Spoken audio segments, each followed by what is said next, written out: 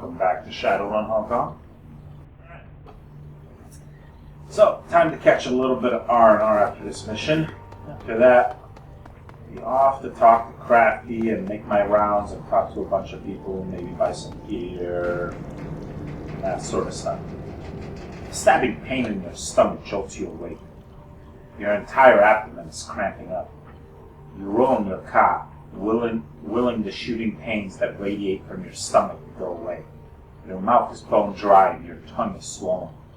It feels thick and inarticulate, like a useless slap of meat. A quick glance at your PDA tells you that it's 4 a.m. Outside of your cabin, the rest of POA sleeps. All that you remember of the dream that you awoke from is a horrible, unfulfilled yearning and a need to get where you're going first. Others were behind you. You could feel the heat of their breath on your neck. If you were to beat them to the destination, you could slam the door in their faces, keep them out and away from what was yours. But if they overtook you, you would feel that terrible longing forever. As you grasp at your last fleeting memories of the dream, a wave of exhaustion washes over you. It feels like you've been drugged. You collapse back into your cot and into a black, dreamless sleep. When you open your eyes again, the sun filters in under your door. It's morning. We're going to talk to Crafty. Let's talk to the crew and see if they have anything new to say.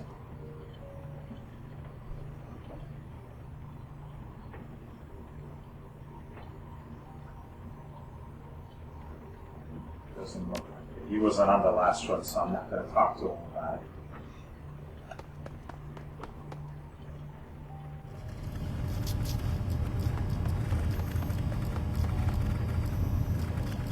Oh, babe, you're back.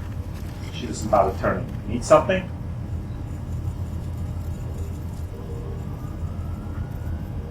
Any thoughts about that last run? I thought I wouldn't miss the Wampalons. And you know what? I don't. They're all a bunch of pompous, cliquish tech junkies who act like they're in high school, all backstabbing and whispered gossip. The elders are the worst of them, always pitting their cronies against each other. They're useful allies, but I don't ever want to deal with them directly again. Well, the elders are dead.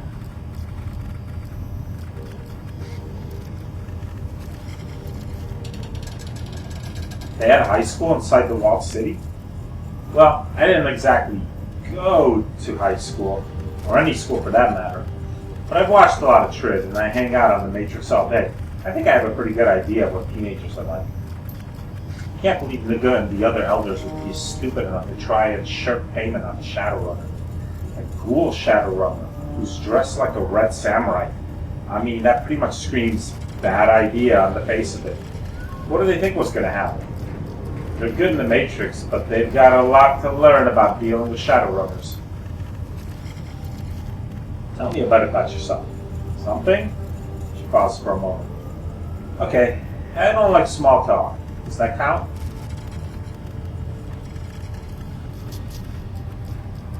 Yeah, of course. You don't want to talk, you don't have to talk.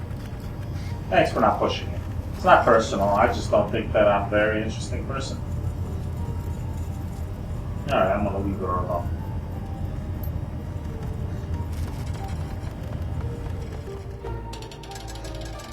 You got it. Kappa looks up from a dented tin of oysters at the sound of your approach. Her rats, madness and folly, scurry up from her hips up to her shoulders. Two sets of beady red eyes fix themselves on you. Hey, Seattle, oyster? She spears a gray lump of seafood with a fingernail and extends it to you. It smells like low tide at a municipal pier. Sure, why not? Pop the rubbery wad of flesh in your mouth and chew. An explosion of lukewarm brine is your reward. Good, right? Half-repressed memories of dumpster diving in the Barrens dance a merry jig in your brain as the mangled oyster slides down your throat. Yeah, delicious. I wouldn't go that far, but it's seafood, and it isn't made of soy. That makes it good in my book. She tilts back the tin, drains the remaining juice, and then flicks it into the overflowing bin at her side. What do you need? So how do you like here on the boat? It's fine. Shaping up. Having new roomies is always nice. She smiles. How are you enjoying your cabin? Comfy enough for you? It isn't half bad. Better than some of the places I squatted in back in the Barrens. I've heard stories about the Redmond Barrens. Sounds like a real winner of a place. Kowloon isn't any better, of course, but at least they're a little slice of home was safe.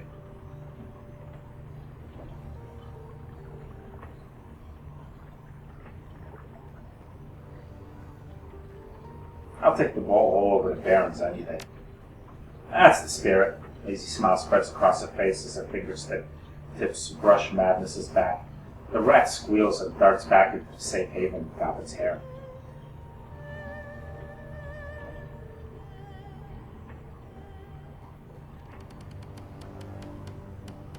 You said you'd teach me how to be a better Shadowrunner. I'm here to collect. Still remember that, do you? Huh. I just sort of assumed that you'd laugh that off. No dice, wizened mentor. You offer, now pay up. She straightens. Okay, how about this? Tell you a story about a run gone bad. You tell me what you would have done in the runner's place, and then we'll compare notes on your answer. How's that sound? Works for me, I guess. She sweeps a tangled rope out of her hair, and her eye. She sweeps a tangled rope of hair out of her eyes and back over her pointed ear. After a moment of silent contemplation, she bites her lip and nods. Okay, so this is a story from early in my career. I was part of a team here in HK, but I did some occasional moonlighting for another group based out of Macau. I was a busy kid.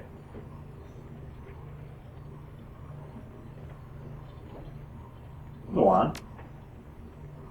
The job was a hit on this tower, sort of a trid multiplex / apartment complex. I'm sure they've got them in Seattle too. You know the kind. 7 huge screens, monster concession stand, coffin apartments on top like barnacles on a whale.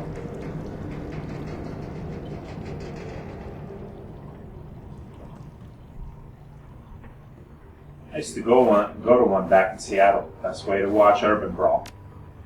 She nods. Good. You know what I'm talking about then. Our client wanted us to break into one of the apartments. The story was that an ex of hers, a guy named Boggs, lived there.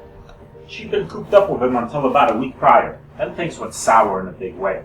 She wanted us to get back some things that Boggs kept when he kicked her out. Scare the shit out of him, bloody him up a bit, make it look like a robbery. You know the drill.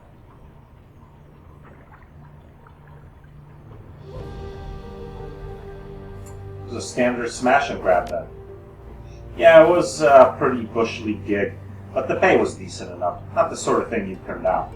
So anyway, Sibilance, that was our group leader, had a plan. We knew that we had to go in quiet because the Metroplex had a panic system wired directly to the HKPN. If we'd gone in shooting, we'd be drowning in cops within 10 minutes. Sib thought that we could maybe take advantage of the apartment's terrible soundproofing and kick in Boggs' door when the movie got loud. We'd camp out near his doorway, wait for the ceiling to start raining plaster, then smash our way in with his neighbors none the wiser.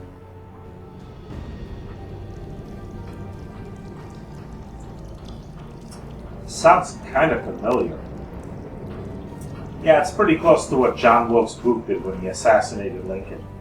Sib was an amateur historian, used to bore the rest of us to tears, but I guess that it could occasionally come in handy. So we waited in that hall, just like Siblin's planned. We had a guy on the elevator, another at the stairs. I was waiting by the floor's communal kitchen. Sib took up position by the door. She had these cyber legs that she dumped a ton of Nuyen into. Hydraulic jacks, strength enhancements, the works. Girl could probably leg press a dump truck. She pauses for a moment. Come to think of it, most of her plans involved kicking things. Something a little sad about that.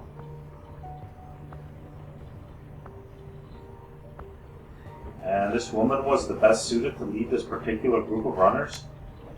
Tragically, yes. Everyone else was various shades of amoral or screwed in the head.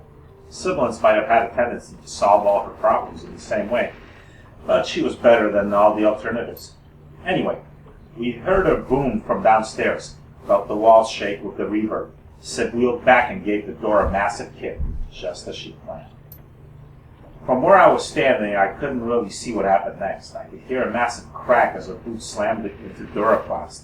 The door flew off its hinges. Exploded off might be a more accurate phrase. A second later, we heard an ungodly crash. It was a moment of silence. Then Sid let out this little gasp. The apartment was in shambles. It looked like a hurricane had hit it. Everything was trashed. Everything but the door, which was miraculously still in one piece. I remember this was a coffin apartment. It wasn't much wider than the door was to begin with. And Boggs, well, what was left of him was under the door, too. Well, you got the rough him up part, right? Yeah, and unfortunately he wound up a lot rougher than he was supposed to be. Her nose crinkles in discomfort. That door really did a number on him. Ribs sticking out of the skin, that kind of thing. A bloody mess. So yeah, Boggs was dead. The stuff that we'd been sent to the apartment to recover had been smashed to bits. And then the building alarm went off. So that's the situation. Our payday's smashed. My temporary teammates are all standing around with stupid looks on their faces. The cops are coming. I'm standing by the kitchen. She plants her hands on her hips, smiling. What would you have done in my place?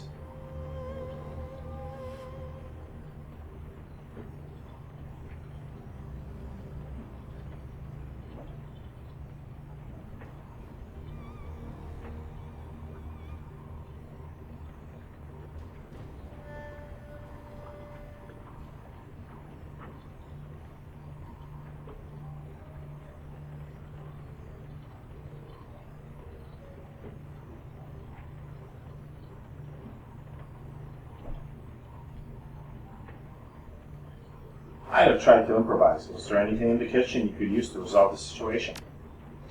Good thinking. As it happens, there was, and I knew just what to do with it.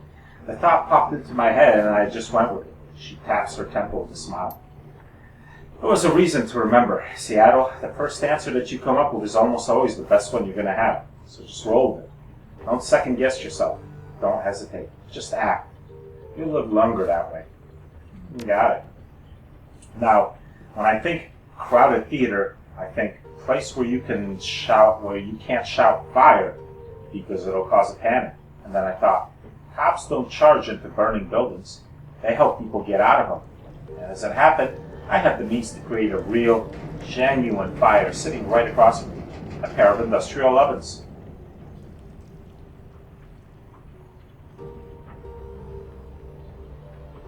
You set the building on fire? I encouraged it to burn. Opened the gas vents wide, set the range on a timer, and motored back into the hallway. The others had started arguing amongst themselves. I told them to snap out of it and follow me down into the lobby. We had to clear the hallway before an errant spark took the whole floor out. Unfortunately, the rest of the group wouldn't listen. Sib and the rest of the team were too busy arguing about the relative merits of their let's kick things really hard and see what happens tactical system to want anything to do with me. I shouted back to them that the kitchen was going to explode and continued down the hallway. Just like I planned, I got out of that run in one piece. So did every single one of the people in that multiplex. My fire plan worked beautifully. If the rest of the team had listened to me, they might have gotten out of the building too. Kind of a bummer that they didn't, but at least the run turned out well for me.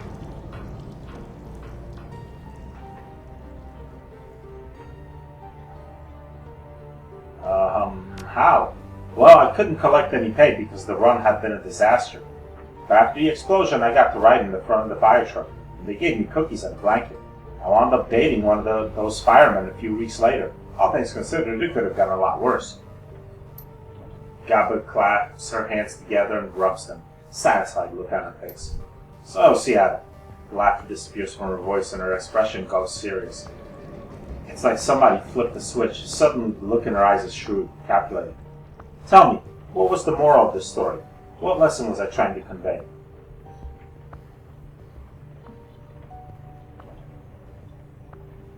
Go with your gut, I guess. She nods sagely. That's right. Trust your impulses, and don't be afraid to wing it. Almost any action is better than no action at all. Once you've committed to doing something, you've got to follow it through. Though no arguing or hand-wringing, just do it.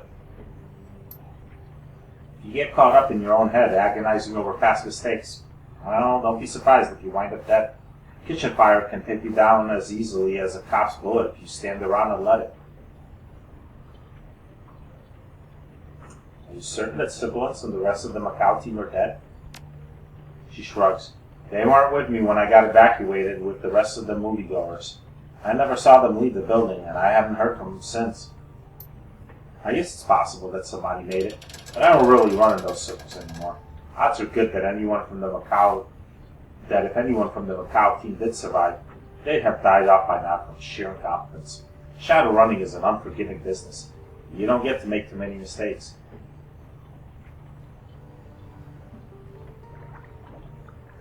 Any thoughts on that last run? I don't get the Wampa ones. I really don't. It's about as close as I usually get to that particular flavor of crazy. You'd think with all that technology and backup, they'd have been smart enough not to go stiff a red samurai on payment, much less a ghoul. I don't know. For smart people, they seem pretty damn dumb to me. Agreed, Gaba. Agreed. I'm not sure about inviting that ghoul into a vote, but I can't say I'm going to lose any sleep over the elders dying. We live and die by our reputation out here. Anyone dumb enough to pull a stunt like that on the ghoul, they might be dumb enough to have tried it on us. I just hope we made the right decision.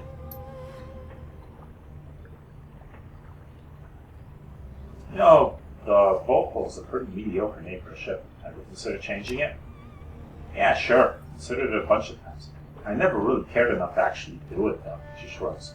You want to call her something else? I'm open to it.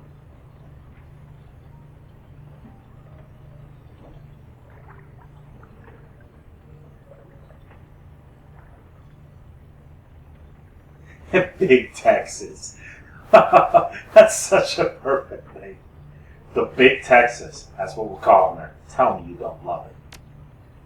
She does her best to stifle a laugh. Yeah, sure, that's pretty good, Seattle. You get a gold star for that one.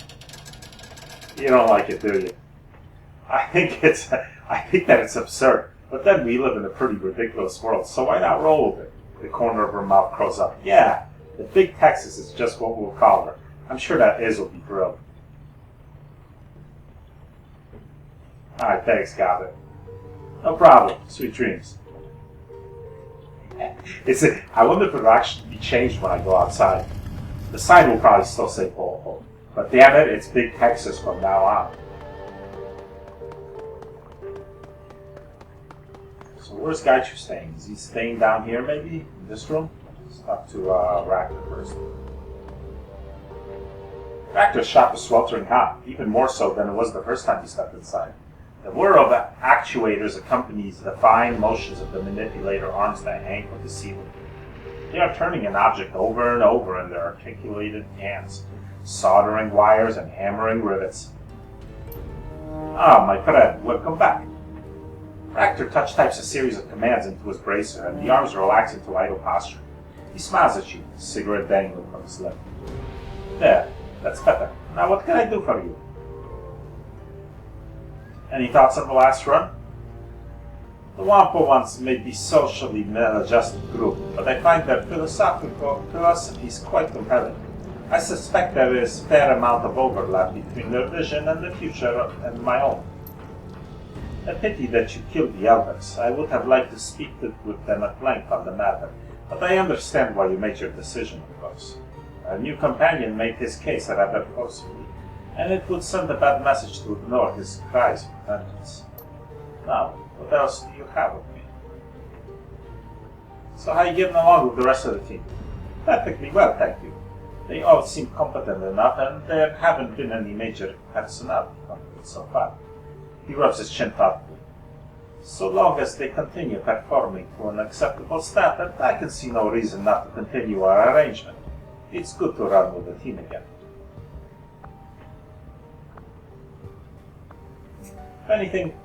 If anything changes, let me know. It's important that the team's morale stays high. He raises a finger. You don't manage morale, my friend. You manage the team. So long as we continue to succeed, morale will take care of itself. Alright, I'm gonna leave you alone for now. I'll talk to you some more later. So is Gaichu in here, maybe? Sure is. The storage room that functions as Gaichu's cabin is cramped, overheated mess. Piles of old ship parts share space with tarnished cookware. Flats of instant noodles, a collection of cast-off clothes, and reams of diagnostic manuals for obsolete computer hardware. To top it all off, there's barely any light whatsoever. All of the bulbs in the room are missing. Gaichu is busily moving boxes around, apparently in an effort to carve out some personal space amid the junk that he shares his cabin with. As you enter, he cocks his head and turns around. Welcome to my sanctuary, Ruby. I apologize for the lack of light, but as I did not need it, Goblet took the bulbs for use elsewhere. Gaichu puts the box down that he's in the process of moving, and politely bows his head toward me. How can I be of assistance?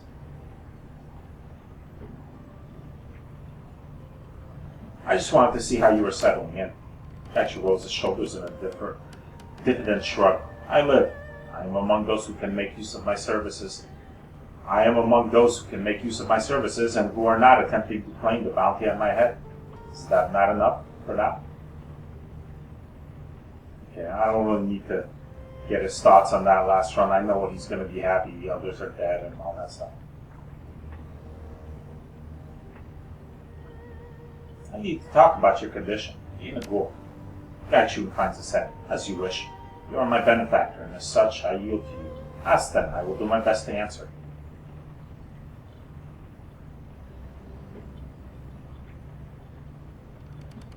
Seems like your condition has stabilized. For now it has. I will not suddenly become a ravenous beast lurking in the hold of your ship, at least. No more so than I already am. Gaichu bares his teeth in a wry grin, dipping his head a little.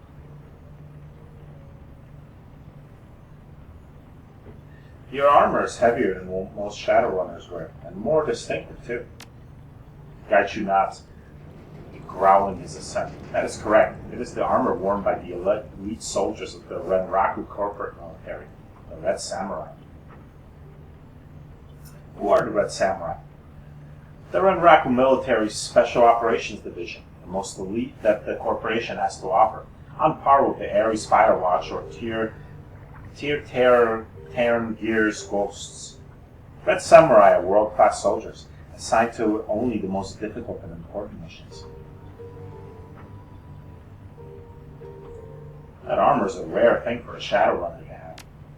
That is true. It's considerably less rare for a Red Samurai to have a suit of it, however, even if he goes rogue.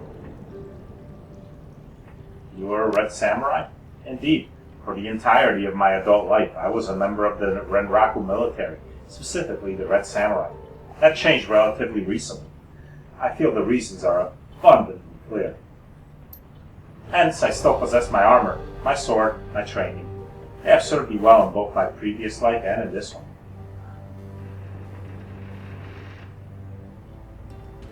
How did you end up running the Shadows? Gaichu rasps out a coughing laugh that reverberates through the cramped room. What other employment is appropriate for a cannibal whose only previous experience is in military operations? There are not many things I know how to do. This is one of them.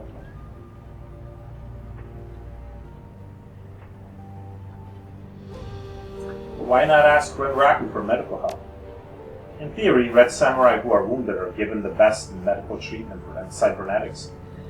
If these are insufficient to return them to active duty, they are given a pension and retire. In practice, this is never the case. Red Samurai teams do everything together. Eat, sleep, train, play. We learn to think for each other. We move as a single entity. When part of that team is broken, it affects everyone. Gaichu runs his claws down his scalp, sighing. The other members of the unit would be distracted, thinking about a wounded comrade, and would resent that new member for usurping the old member's place. So the wounded invariably take the same course of action for the good of the team. Ritual suicide. Seppuku.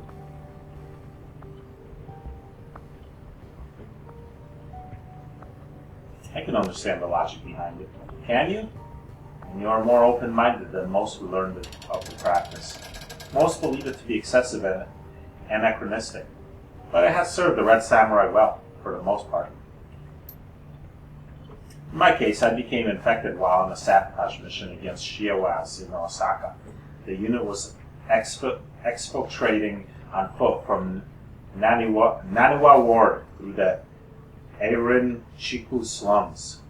Not sure. Yeah. We had not anticipated a ghoul nest on our route. My surprise got the better of me, and I was bit. Understand that since the passage of the Yamato Act, Japan is a pure country. That humans are deported, and to be infected with HMHVD is to be less than an animal. You will be killed on sight. Since this was, in effect, the same as being permanently crippled in the eyes of the team, it was expected that I would kill myself.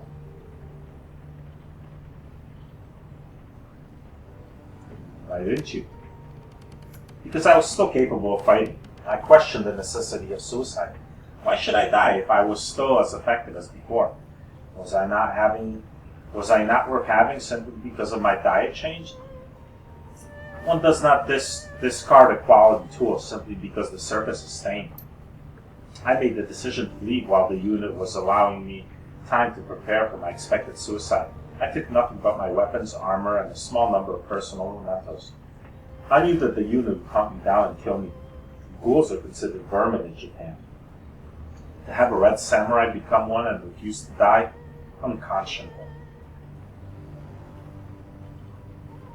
How long did it take them to find you?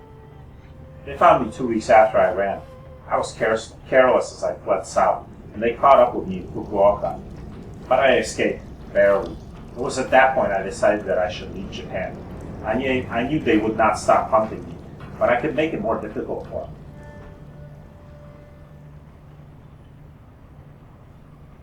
Alright, we'll talk later, Kaiju. Me too. So yeah, box of mementos.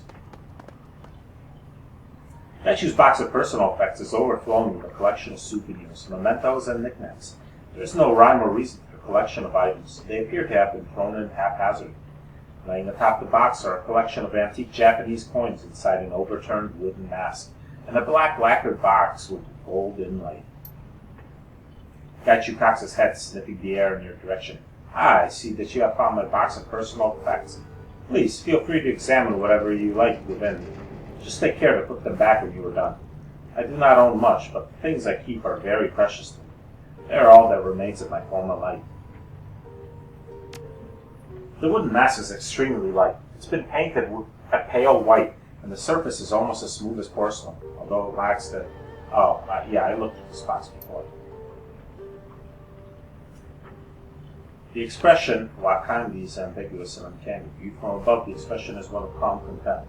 Shifting the mask to view it at an upward angle causes the expression to seem melancholy, almost painted. What's this wooden mask, Kaichu? It is a mask for the historical no play. Ikuta Atsumori. The face is that of a young samurai. Taira no Atsumori. Kaichu faces your direction, gesturing toward the mask. I had a collection of a dozen or so no masks when I was younger. This is the last remaining one, and my personal favorite. What's the play about? A young man travels with the priest who raised him to Ikuta Shrine to commune with the spirit of his father, Taira no Atsumori. The young man's father died at the Battle of Ichi no Tani when the son was only a baby, and he wishes to know who his father was. The pair stay the night in a small hut. In the night, the hermit in the hut explains that he's the ghost of Atsumori. Atsumori had been granted a brief reprieve from his time in the afterlife to meet his son. During the night, they speak of the battle in which Atsumori was killed, the history of the Taira family and their philosophy. Atsumori fades into the darkness as he finishes the tale of the Taira's downfall, just as the family itself faded into obscurity. So think we, yet, that we might change this fragile dream of joy into the lasting love of waking life, says Atsumori before fading. It is a tale of sorrow, love, and the burden of war upon the dead and living alike. The price one pays for war is not always in one's own blood alone, but in the shattering of one's own family.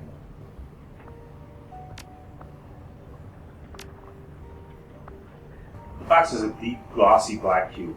The edges and corners are rounded rather than sharp, and the gold flake inlay across the surface glitters even in the dim light in the room. Sliding the top off, the interior contents are revealed: a calligraphy set, complete with inkstone and block, brushes, and paper. Daichu wrinkles his nose. His expression is one of distaste. Ugh, that thing. It's a beautiful set, but it is a shame that I am unable to make use of it. Because you're blind? Daichu snorts derisively, stifling laughter. No, my handwriting has always been absolutely terrible. Whatever fanciful stories you may have heard of being able to tell a swordsman's abilities by his handwriting, I assure you that they are wrong. The set was a gift from a professor of Japanese literature. He appreciated my interest in the classic, the tale of the Heike, the tale of Genji, the collection of 10,000 Leaves, etc.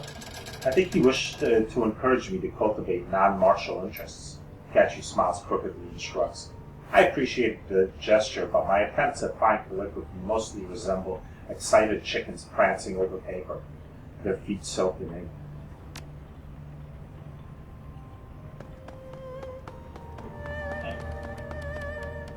Let's go see Craft.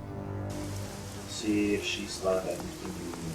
And maybe talk about the stuff in her mother's notes.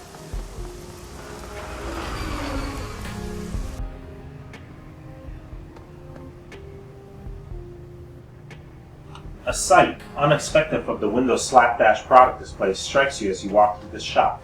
Everything is clean. Unusually clean. Not spotless. A nearby food plate resting atop a small collection of books speaks to that. But otherwise, the piles of journals and notebooks and books from before are, for the most part, on shelves, organized. The shopkeeper is nowhere to be seen. You don't remember whether an open sign was on the front door, but the handle turned easily enough. Someone must be here. You approach the front counter and see a service bell. You hear a thump, followed by a loud "Shit!" Crafty leaps up from behind the counter, rubbing the top of her head, a duster in her other hand. Her eyes widen when she sees you. Rubik!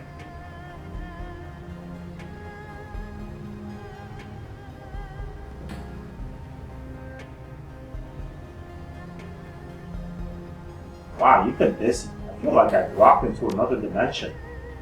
Crafty waves your comment away. I was getting hounded by some of my regular patrons, and maybe a sanitation officer or two. You see the urgency in her eyes as she leans forward. That doesn't matter, Rubik. I found it. The thing that we've been searching for. I know what's happening inside the walled city. Oh, I'm all ears. She takes a breath. The Yama Kings. They're real.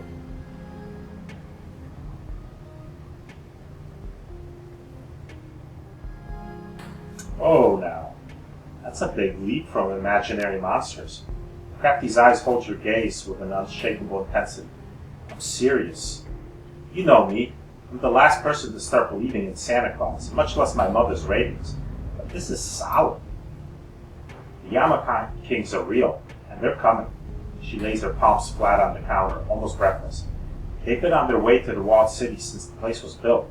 Dreams, they're portents of their coming, omens manifested as dreams. Still, just think about it. The strange things we've been dreaming, the sensations, the hunger, asleep or awake, it affects us all the time, anywhere. The connection, we're all in or near the walled city, itself a beacon for disaster. Something or some things have noticed the city, and now we're noticing them.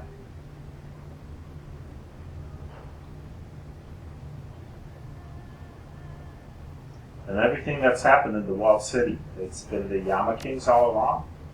Not quite. I don't think the Yama Kings are the cause of the walled city's corruption. They're the effect. Something in the walled city has so polluted the feng shui of the place that it's acting as a magnet for malevolent astral beings. Mom was right. There's something at work in the walled city. I don't know if it's a curse or something else, but there's something deeply unnatural at work in that place. Her words shake. I'm so sorry, Mother. I thought I was closing my eyes to your madness, but all I did was prevent myself from seeing the truth, from seeing what was unfolding right in front of me.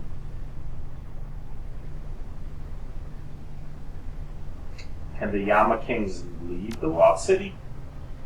Why would they? The curse, or whatever it is that's attracting the Yama Kings to the walled city, has turned the city into an ideal hunting ground.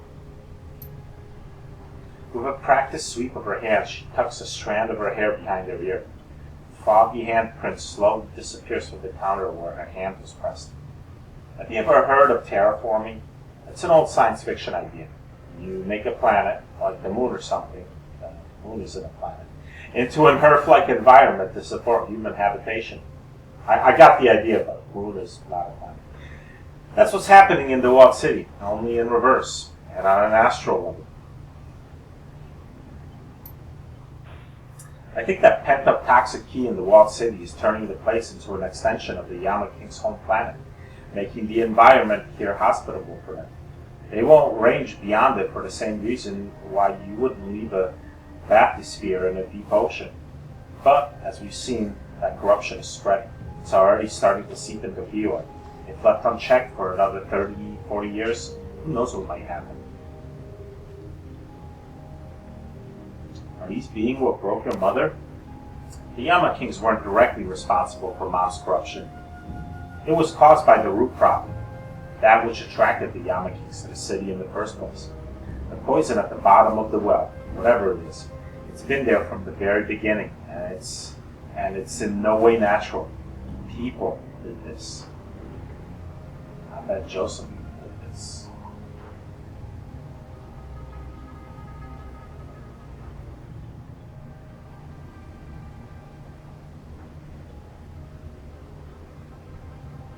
Your mother sacrificed a lot for her research.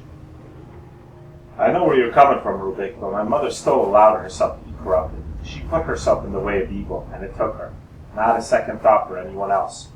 Her research has given us valuable resources. I'm glad these journals, these pieces of her mind, could be used to arm ourselves against the Yama Kings. The knowledge it's given us will help us in the trials to come. Let's backtrack for a moment. This is big, Crafty. Huge. At your words, an unusual mood washes over Crafty. She raises her hands and grips her tattooed arms, hugging her chest. Please, Rubik, you have to stop it, this evil. For yourself, for my mother, for every man, woman, and child in the walled city and Vioi. Nobody outside the community will care about this. They've already written people like us off. If what's happening here is to be undone, we have to be the ones to undo it. Of course, the city is just as important to me as it is to you. I'll do whatever I can to stop the Yama Kings. You watch her grip relax, her shoulders ease. Thank you, really. Thank you. So, let's see what you got. Yeah. You look like it. I want to get this mage on. Still, I might want to save up.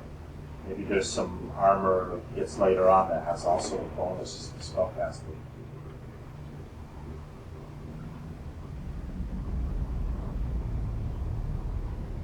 I do want this, there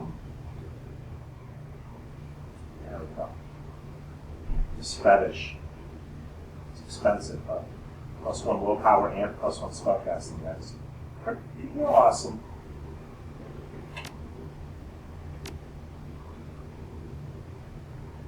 Nice.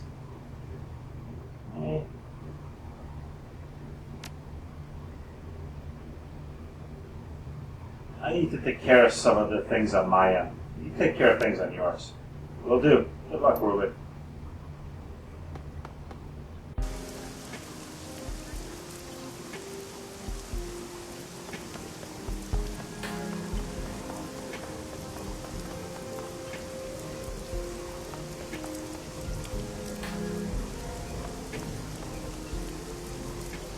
The three men are once again fixated on the game board, and the Go game in progress between them. Jin rubs his hands together nervously, his face twisted in concentration. It appears that Shiyu now has the upper hand. The silence of the game is deafening. Amateur players would be filling the air with clicks and clacks of their stones against the wood. against the wooden playing board, relentlessly trying to outdo one another. These men are different. Shiu picks up a small black stone and his hand reaches over the board. It pauses. Jin stares at his hand, suddenly still. Shiu begins to lower the stone. Down, down. Jin is practically on his toes, and then Shiu pulls his hand back. Perhaps not. There. He strokes his short beard thoughtfully. Jin tosses his arms into the air, nearly knocking over the playing board. Damn it, Shiu. When you start a move, you commit to it. I swear, if you're doing this on purpose. Friends, Lao interrupts the players. We have a visitor. The two players look up. Jin sighs and holds his face in one hand, mutters something beneath his breath. Shiu's eyes fix on me. He stares, unspeaking. His generous smiles and playfulness from before are absent. Sorry to interrupt. I was just wondering if you're still having dreams. This again? Don't you have anything better to do? Yes, we're still having the dreams. Lao's voice is calm but troubled. However, they've gotten a hell of a lot worse. Jin shifts uncomfortably. Look, let's not go into detail. Anything would be great. He mulls this over. Alright, but afterward you have to let us finish our game. Sure. He nods approvingly, then glances at Lao and Shiu before continuing. Our dreams have become, unpleasant, so to say. Darker. Violent. He runs his hand along his tightly cropped beard. Not all that healthy, if you ask me, especially for men of our age. We come out of them in a daze sometimes. Feels like we've been punched in the senses. All the imagery. You can see him shiver as he thinks about it. Well, I said no details, so no details. That about sums it up, Shiu? Master Lao? I have nothing more to add. Shiu? Shiu's eyes bore into you. No, nothing. Is everything alright, Shiu? You've been staring at me for a while. Shiu continues to stare at you, his face pale. He opens his mouth, closes it. He seems to be struggling to find words. What's wrong with you, Shiu? You better not be having a stroke. We're in the middle of a game. If Shiu hurt Jin, he doesn't show it. He looks at you, and his eyes widen. You need to go faster. His voice is urgent, pleading. The shadows that follow you are getting closer. Whoa, it's like he could see my dream. Excuse us, Rubik. Our friend is tired. Lao clasps a hand on Shiu's shoulder, who doesn't seem to notice. These dreams have taken a toll on all of us. Please, come back some other time. Sorry, I didn't mean to upset anyone. Enjoy your game.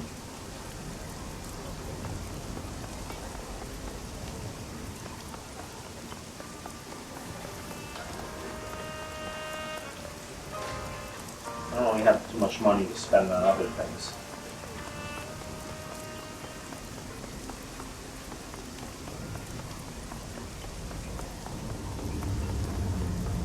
So no reason for me to talk to other shopkeepers right now.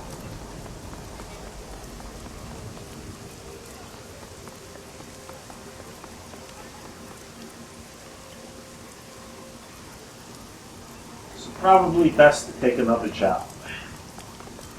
Do another run, get some more cash, and then maybe a change. Oh yeah, Big Texas! Yes! Yes! Yes! Oh, I don't know why that makes me so happy, but it does. Alright, so we're going to leave off here, and next episode we'll do another run. Not sure which one yet, but another run, maybe have enough cash to buy some more gear, and maybe some more story will happen after that.